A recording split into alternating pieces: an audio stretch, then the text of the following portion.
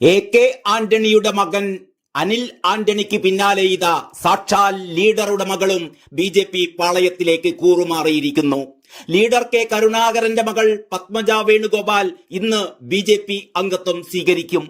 BJP ദേശീയ അധ്യക്ഷൻ JP നദ്ദയടക്കമുള്ള മുതിർന്ന നേതാക്കളുമായി നടത്തിയ കൂടിക്കാഴ്ചയ്ക്ക് ശേഷമാണ് കോൺഗ്രസിൽ നിന്നും രാജിവെച്ച് BJPയുടെ ഭാഗമാകാൻ പത്മജ വേണുഗോപാൽ തീരുമാനിച്ചത് എന്നാണ് അറിയുന്നത്. ലോക്സഭാ ഇലക്ഷൻ പടിവാതിൽക്കൽ എത്തി നിൽക്കെ പറഞ്ഞറിയിക്കാനാവാത്ത തിരിച്ചടിയാണ് കോൺഗ്രസിനുണ്ടായിരിക്കുന്നത്. തുടർച്ചയായി കോൺഗ്രസ് പാർട്ടി നേതൃത്വത്തിന്റെ ഭാഗത്തു നിന്നുമുണ്ടായ അവഗണനയും കോൺഗ്രസ് നിലപാടുകളിൽ വന്ന മാറ്റവുമാണ് പത്മജ വേണുഗോപാലിനെ BJPയുടെ പാതയിലേക്ക് എത്തിച്ചത് എന്നാണ് വിവരം.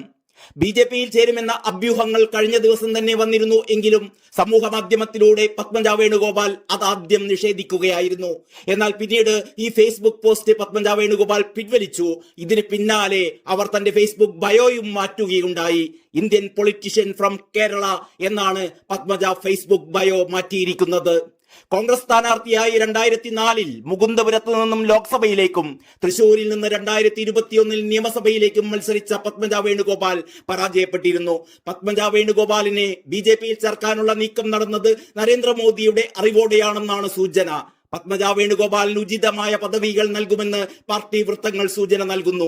അതേസമയം പത്മജ വേണുഗോപാൽ ഉന്നയിച്ചിരിക്കുന്നത് തൃശൂരിലെ തർക്കങ്ങളാണെന്ന് കോൺഗ്രസ് നേതാക്കൾ തന്നെ അടക്കം പറയുന്നുണ്ട്.